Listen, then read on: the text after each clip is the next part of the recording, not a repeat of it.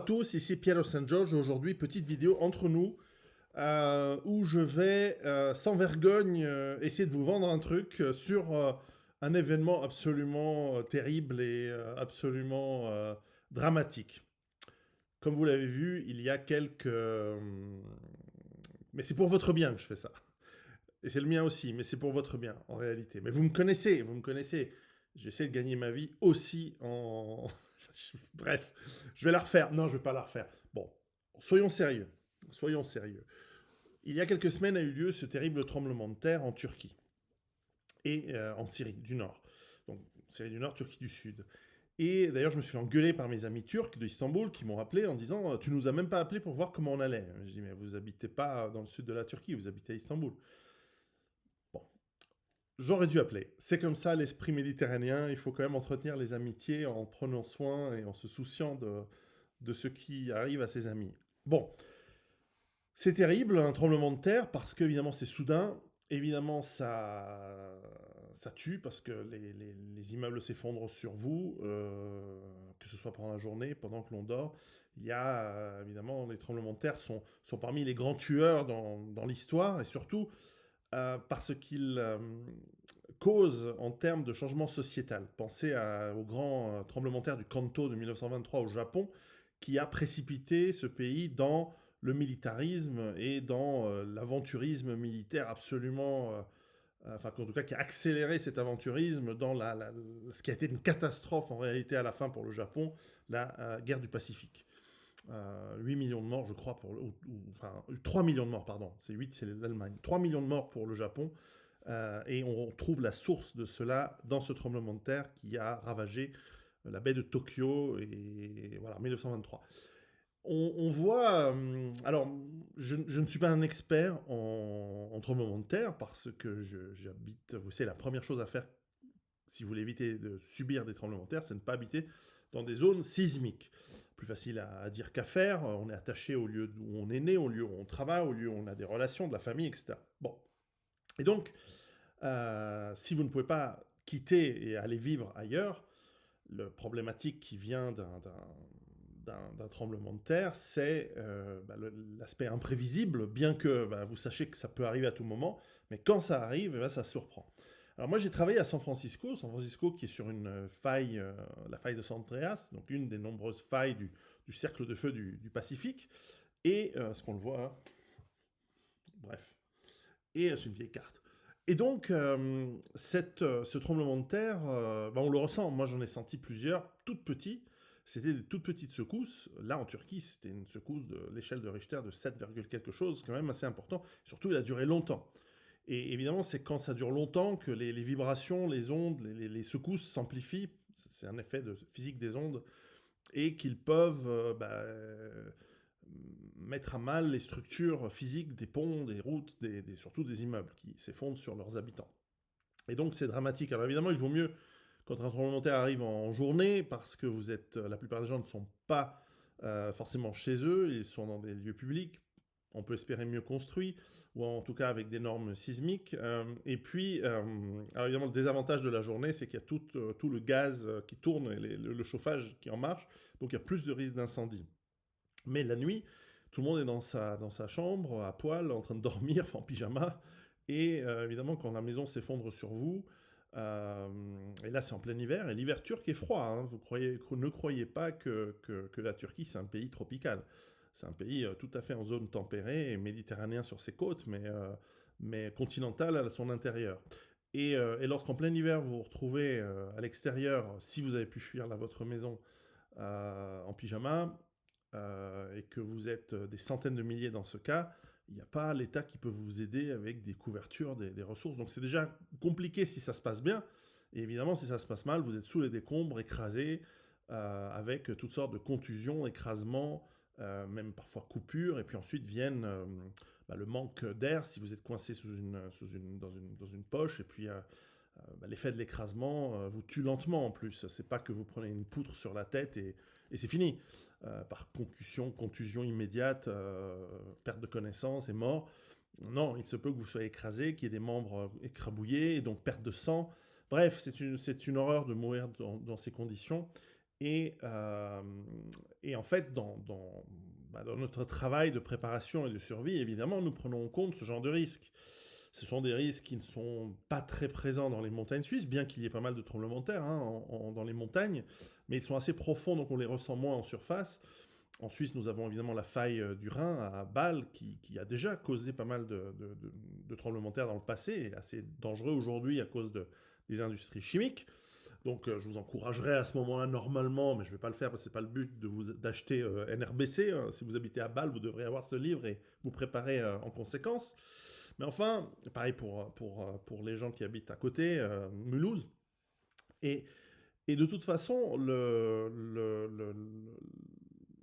l'aspect évacuation est quelque chose de tout à fait classique, courant, et auquel on se prépare tous, pas seulement en cas de tremblement de terre. Donc normalement, vous devriez avoir un sac d'évacuation avec un peu de sous, une carte de crédit de rechange, une copie de papier d'identité, et de quoi tenir 2-3 jours, parce que si vous quittez votre maison qui s'effondre et que vous arrivez à sortir, encore une fois, vous êtes peut-être de nuit et dans un pyjama, vous n'avez pas le temps de faire une valise.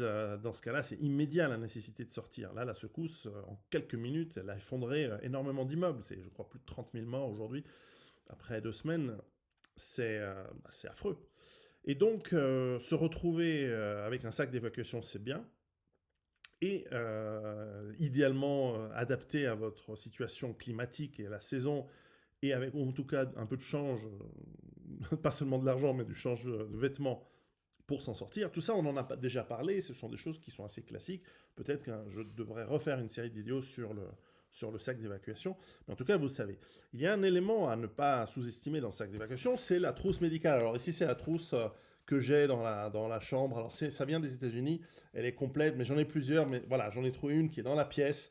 Voilà, elle est rigolote, elle est en rose camo, et que vous devriez avoir dans ou avec ou à proximité de votre sac d'évacuation pour la prendre.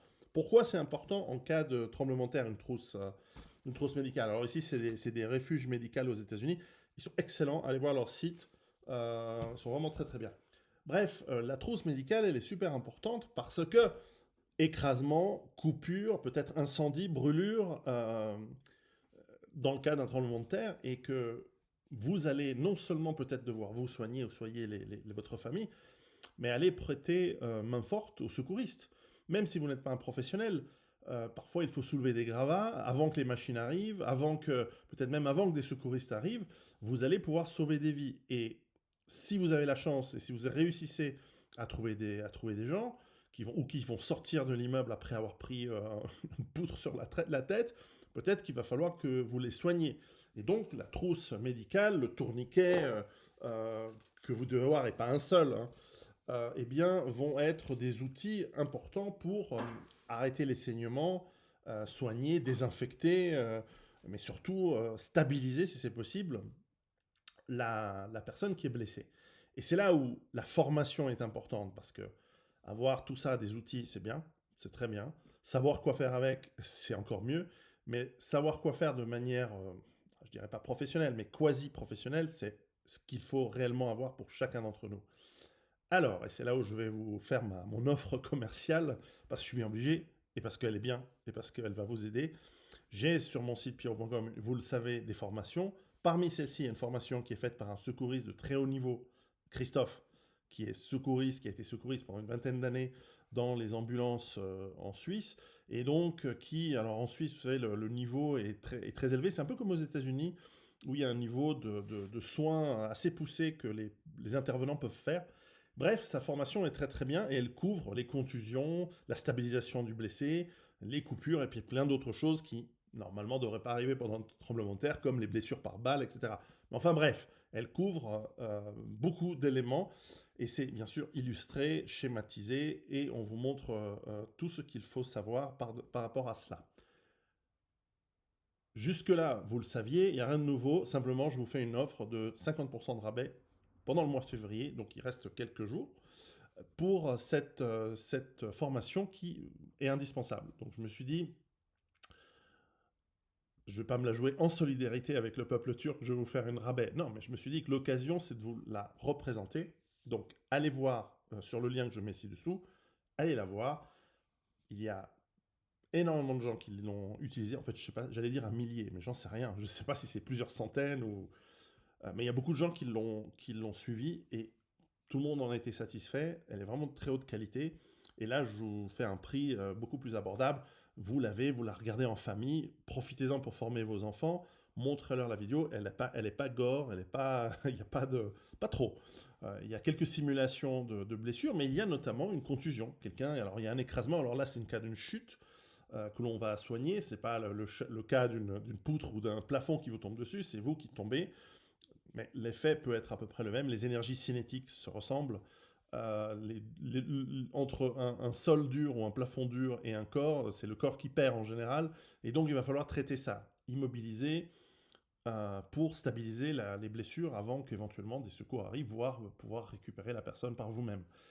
C'est sauver des vies. Et dans ce genre d'événement, on le voit, plus les personnes sont organisées, plus les personnes interviennent rapidement, plus on va sauver des vies. Et c'est vrai qu'on a pu voir le tremblement de terre de l'Aquila en 2009. Et moi, quand j'étais petit, je me souviens d'avoir vu les tremblements de terre à Naples dans les années 80, qui étaient terribles, avec des dizaines de milliers, même des centaines de milliers dans certains cas, de personnes qui se retrouvent sans domicile à l'extérieur en plein hiver.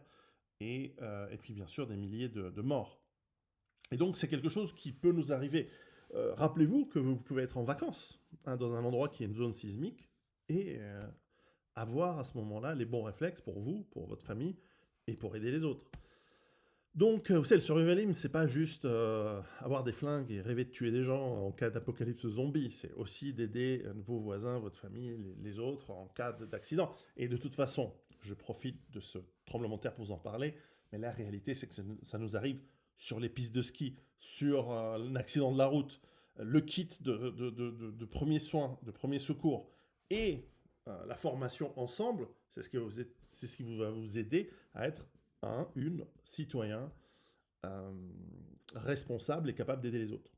Et ce qu'on veut dans une société, on a beau dire que c'est la merde, on a beau dire que c'est nul en ce moment, que nous sommes en déclin, que ça va s'effondrer, et c'est malheureusement le cas, mais en tout cas, nous pouvons avoir cette humanité qui n'est pas juste de dire « Ah, j'ai des bons sentiments, je me sens bien ». Non, non, mais c'est d'agir. Et pour agir, il faut les outils, il faut les compétences, il faut le mental.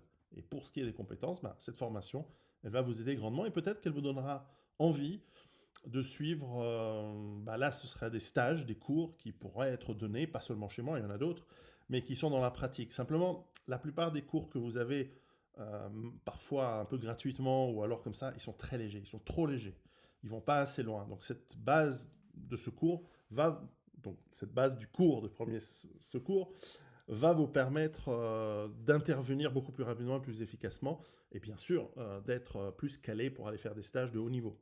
Voilà. Donc, je vous encourage évidemment à le faire, à suivre ce cours.